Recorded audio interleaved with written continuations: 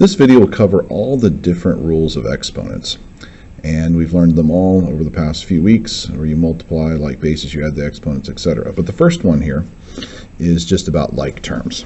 So you have this matches up with this. So you have 3 things minus 5 things. So those match exactly. So it's just have 3 minus 5. Well, from our previous knowledge, we know that if we have 3 minus 5, it's going to be lower than 0, right? So 3 minus 5 is negative 2a cubed b squared. So when we add or subtract, we don't change the exponents. We just change the number in front. And the number in front, remember, is called the, starts with a C, coefficient. Okay, then we move to the next one here. Now we get to multiply like bases. When we multiply like bases, remember, what do we do with the exponents? We add them, right? So we get a, we have 4 and 3 makes 7. Now we're going to multiply numbers and add exponents. So with the regular numbers, that's negative 3 and that's negative 5. We go ahead and just multiply this together. Negative 3 times negative 5. Positive, right? 15. And then when you multiply like bases, you add the exponents. And it's the same as the last problem, except for it's x's instead of a's, so it's 7 again. All right, pin is, there we go. Now the number 10 here, we square everything inside. So we square the negative 4, and we have to do the y to the 4th also gets squared. So you can think about this, since it's only squared, we can write it down twice. Because that's what squaring means to do, is it's the same thing times the same thing, versus cubing, which would be 3 things multiplied together. So it's kind of like this one up here, we just multiply the numbers and add the exponents. So we have this times this, negative times negative is positive again. 4 and 4 multiplied together, 16, and then we add 4 and 4.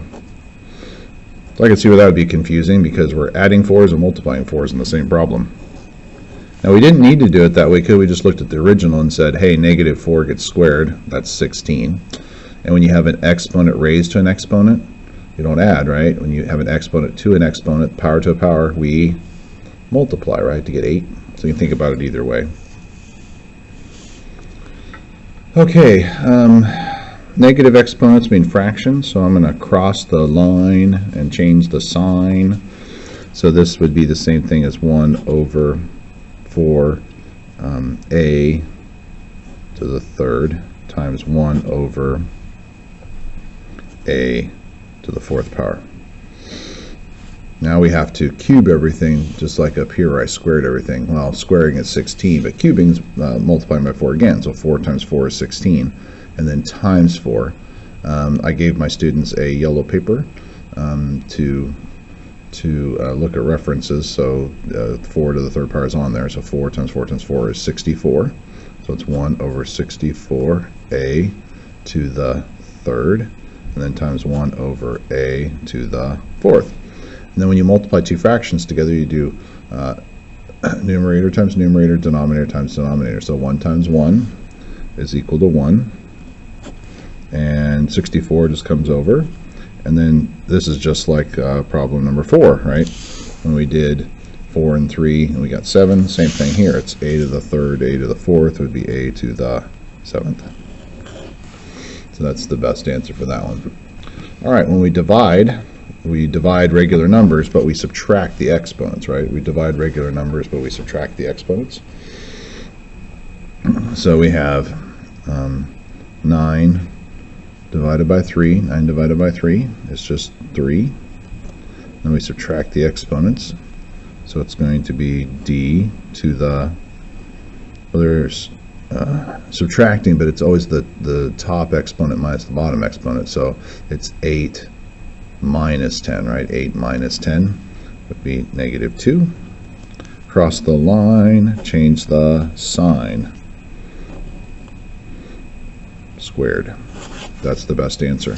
You can also think about this as there's 8 d's up here and there's 10 d's down here multiplied together, and you So 8 of them would cancel out with 8 of them down here, leaving 2 on the bottom. So that's kind of how that works. All right, the last one in the first column. I'm going to raise everything to follow the order of operations basically here. So I'm going to do the numerator part, the top of the fraction part. Everything gets raised to the fourth part first. Then I got to take care of the 10 to the 15th. So 2 to the fourth power is first. So that's 2 times 2 times 2 times 2. I think I said 4 of them, which would be 16.